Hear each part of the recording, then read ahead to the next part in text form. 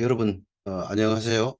오늘은 우리 주택과 상가 임대차 계약에서 그 묵시적 갱신이라는 것에 대해서 한번 말씀을 드려보도록 하겠습니다. 묵시적 갱신이라는 것은 문자 그대로 묵시적인 갱신, 법정 의제이기 때문에 굉장히 해석상 왈가왈부할 수밖에 없는 그런 내용입니다. 묵시적 갱신에 대해서 공인중개사님들이 상당히 어려워하고 있습니다. 그 해석이 중구난방이에요. 이 묵시적 갱신 부분이 어렵습니다. 사실은 쉽지는 않습니다.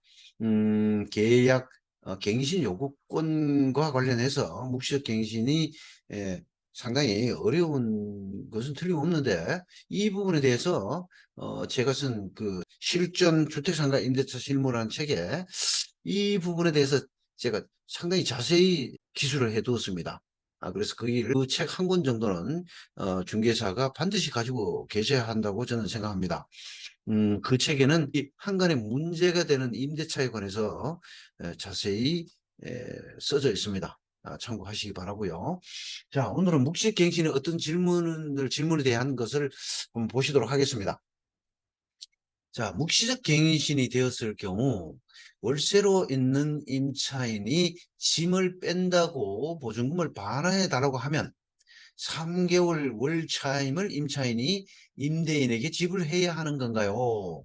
지불하지 않아도 되는 건가요? 이게 질문입니다. 이게 묵시적 갱신이 됐느냐 여부와 관련해서, 자, 땡땡땡 공인중개사 사무소에서는 묵시적 갱신의 경우에 이 임차인은 임대인에게 임대차 계약 해지 의사를 통지하면 임대인에게 도달한 날로부터 3개월 후면 임대차 계약이 해지되는 것이므로, 임차인이 임의로 짐을 뺀다면 해지 의사가 도달한 날로부터 3개월간의 월세는 임차인이 부담하여야 하겠죠 라고 합니다. 이때 중개보수는 임차인이 부담할 필요는 없습니다.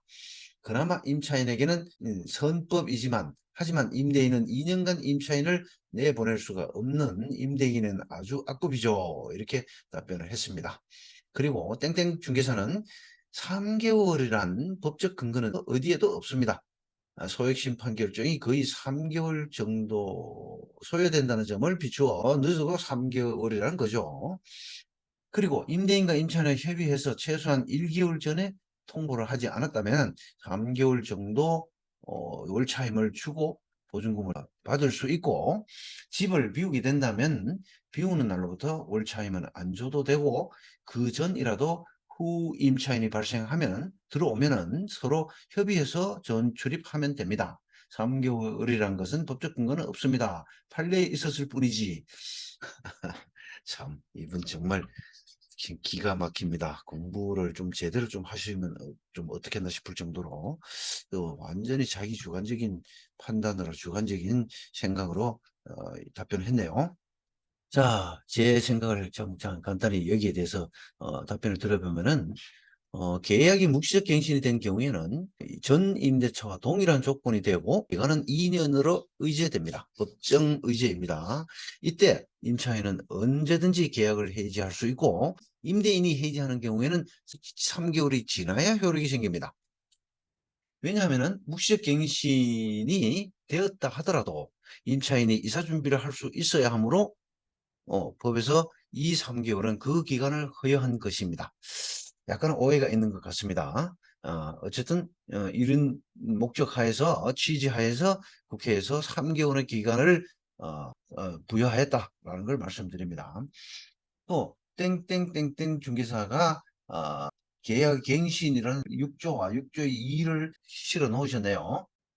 그리고 땡땡 중개사는 그럼 효력은 3개월 후 발생하지만 집을 비우면 보증금은 3개월 후 반환하고 차임은 지불하지 않아도 되는 건가요? 이렇게 물으니까 그 땡땡 공인중개사가 묵시적 갱신의 경우 임차인이 계약 해지 의사를 표시하면 임대인은 3개월 후 보증금을 반환하게 됩니다. 물론 보증금을 반환받기 전까지 3개월 분의 월차임을 지불해야 하고요. 3개월이 경과한 시점에서도 보증금 반환이 이루어지지 않으면 법원에 임차권 등기명령을 신청하면 되고요. 그러면 임대인은 등기명령 신청에 소요된 비용과 임차인의 손해까지도 보상해야 합니다. 내용 증명을 보내서 만기 경과 후 3개월 후에 보증금을 반환해 주지 않으면 임차권 등기 명령을 신청과 그로 인한 손해를 청구하시면 됩니다. 최악의 경우 경매 신청하시면 되고요. 이렇게 답변을 했네요. 땡땡 중개사의 분의 답변에도 또 오해가 있습니다. 묵시적 갱신의 경우 임차인이 계약 해지 의사를 표시하면 임대인은 3개월 후 보증금을 반환하게 되는 것이 아니라 임차인이 해지하면 바로 효력이 발생하고 임대인이 해지한 경우에만 임차인의 이사 등의 사정을 고려하여 3개월 후에 해지 효력이 생기는 것입니다.